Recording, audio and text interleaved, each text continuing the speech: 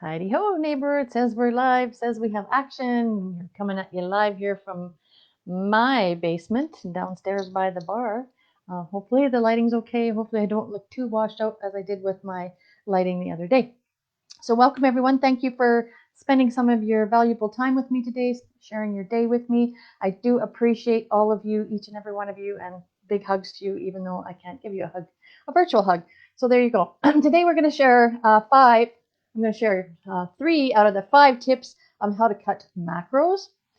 Just thought I would give you some very good information about that, and some of you might even not really quite know what macros are all about. So we're going to dive a little bit deeper into that. You want to have an edge on the way that you treat food, so that you can melt the body fat off of your body, and that's what macros are all about. It's how you can shred the fat off of your body. So how do you calculate your macros?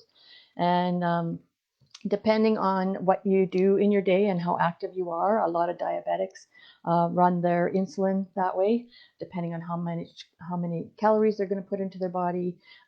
Goes part and parcel with your macros, and then they can calculate the amount of insulin that they need and the ratios between the two. So that is a valuable lesson there in itself.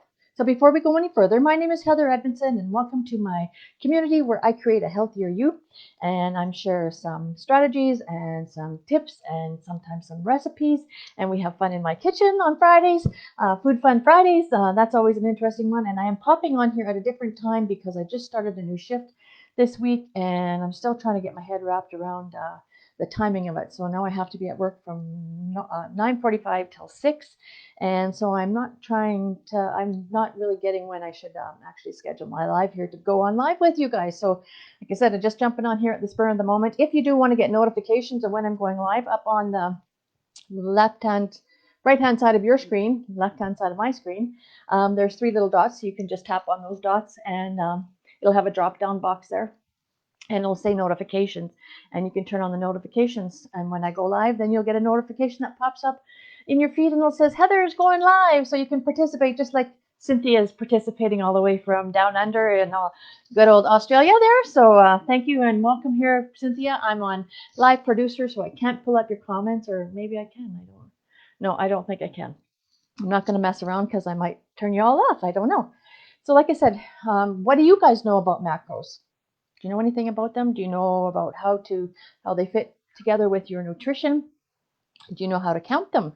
Um, Usually, counting calories is versus macros, and a lot of people know what counting calories is all about. A lot of people have done that to have some weight loss, and they think cutting their calories is what's going to make them lose weight. But we don't necessarily want to lose muscle. We want to lose the fat that's around our muscle. So if you're just thinking, okay, I'm going to step on the scale and I want to lose X number of pounds, what is it that you're actually weighing? Are you weighing the bones in your body? Are you weighing the muscles in your body? Are you weighing how much water you are retaining today? Maybe you had a bunch of salty things in the last few days and you're retaining a bit of water. Or maybe you're a female and you have that time of the month and you put on a few extra water weight as well. So those are all things that play part and parcel into what a number is on the scale, and that's all it is a number. Is it weighing the waste in your body? Anything that goes in has to come out, and if you're not actually going to the bathroom every day and getting rid of all that waste, then it just sits in your colon there, and it can weigh as well when you step on the scale. So do you know anything about all those different things? So what macros are, and I've just got a few notes if you do see me looking down, just so that I can keep all the statistics actually properly passed on to you. So macros are nutrients, and they're broken down into 3 different parts. 3 different parts. So you have your fats, and you have your proteins, and you have your carbohydrates. So you have the 3 different things that make up what a macro is made of. And what your carbs are your starchy vegetables, and your starchy vegetables. And your protein is usually, we like to try and make it a lean protein, like your fish and your ground turkey and your ground chicken, or chicken of any kind. Lamb, I think, is also a lean protein. Most of your fishes are lean proteins. So all of those are proteins. So your carbs can be Starchy carbs, which are higher in sugar and starch and fiber. So, for example, a more sugary carb would be a piece of fruit.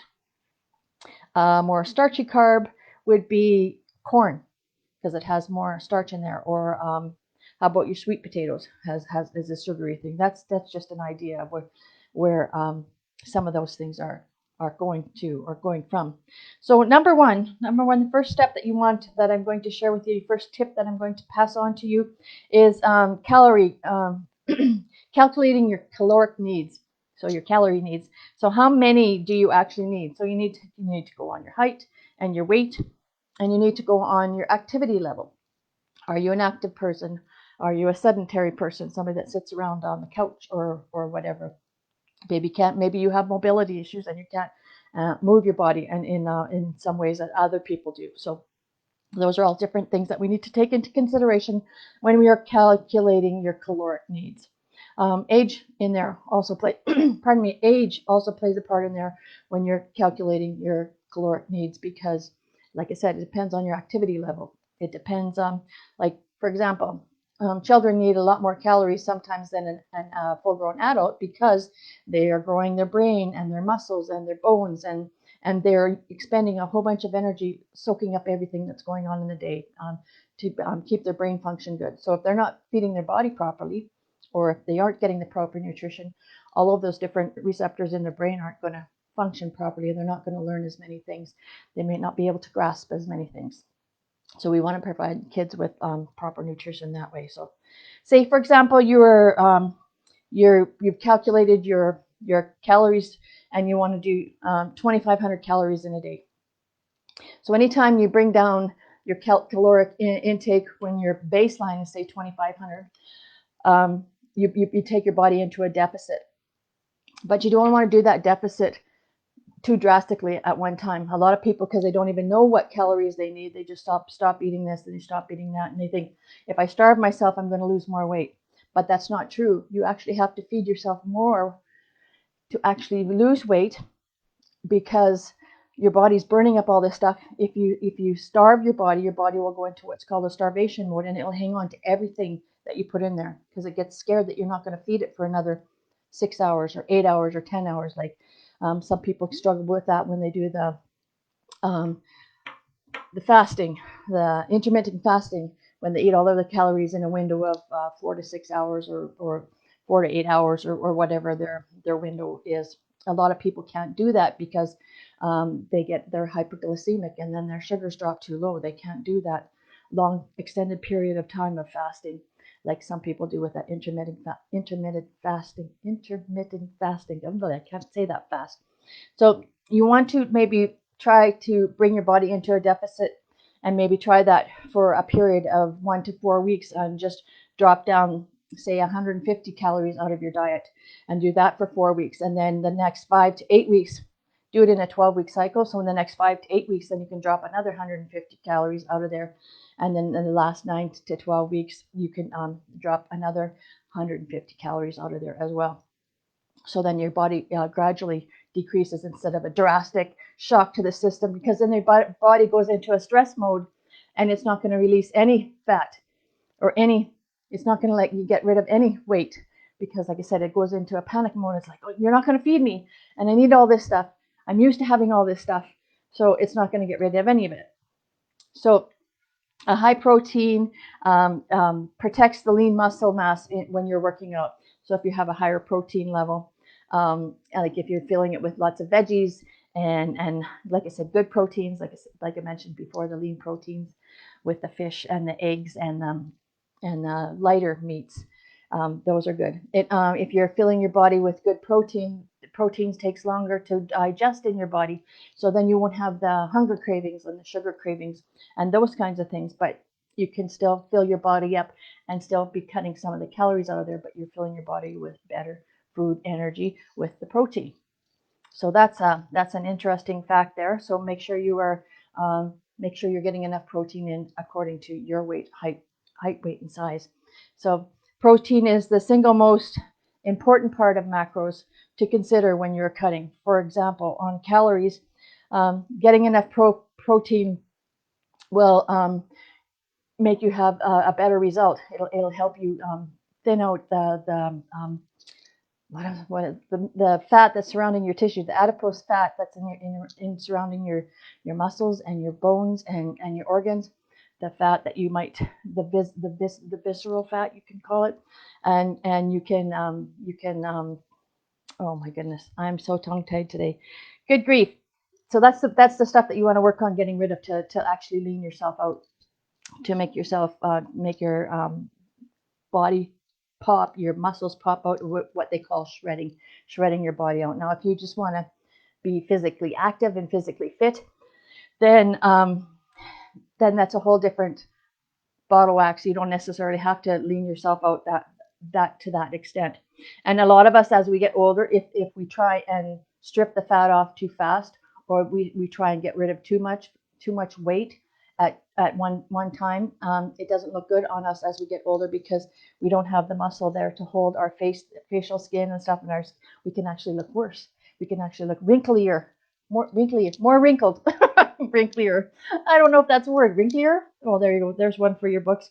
So make sure you are putting in enough protein into your diet, and like I said, you can achieve some fabulous goals by shredding some of that fat off of there. So that's cool.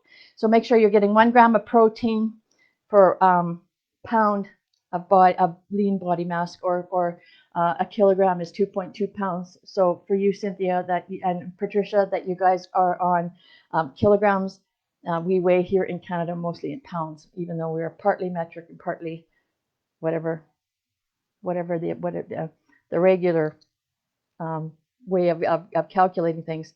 Like I said, okay, pounds are 2.2 pounds is 1 kilogram. So just so you guys know what that is. So 0.08 to 1.2 grams of protein per pound of body weight is what they're suggesting. So that's kind of weird that they put it in grams and not kilograms, and they use pounds all in the same sentence. So that's kind of funny. Anyway, so like for example, a 200-pound adult will need to have 160 to 240 grams of protein a day, depending on their fitness activities, depending on their level of movement that they have in their life, and that's still in a bit of a deficit. So they will, like I said, shred some of that fat off. So number 3 is figuring out our diet and fat needs. If we cut out too much fat out of our diet all at once, everybody says, "Oh, fat's so bad for you." But if you know anything about the science of the body, being a nurse, we've done lots of studies about that. You need a certain percentage of fat to make your cells function properly, to make all of the things in your body move properly, to make your joints and stuff have the amount of lubrication so that they can move. So we don't want to take out too much fat out of our diet. So what they said from the little research that I've done here is it's not necessary to cut out all of your fat out of your diet. So like I said, you need a certain percentage of fat so that your body functions properly. So depending on your activity level, for example, 89 grams of fat per day for somebody that's got light activity for a 2,000 calorie diet will give you a 40% reduction. 67 grams of fat per day for somebody that's moderately active for a 2,000 calorie diet will give them a 30% reduction, and 45 grams of fat per day for somebody that's very, very active, like an athlete, somebody that's training for a long period of time, like a long distance runner or something like that. 2,000 calories, they would have a 20% deficit. So I'm going to share with you the next 2 parts of it tomorrow.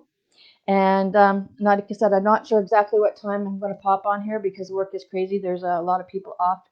So it just depends on if I could pop on before I go to work, or when I maybe have my break, my meal break, or if it might be again at this time of night tomorrow. So time of night for us here in Canada, and it's morning. It's probably almost tea time in Australia for all of you ladies that are watching here live with me today. I appreciate everybody that's popped on here live with me today. I will get back to your comments after the fact. Anybody that's popping on here on the replay, do let me know where it is that you're popping in from, and I will give you a shout out after the fact. If you want some of the yummy recipes that I've been sharing lately, passing on, showing you guys, just let me know and I'll shoot you out a PDF for some of those too. So thanks everyone. Have a good day. Bye-bye.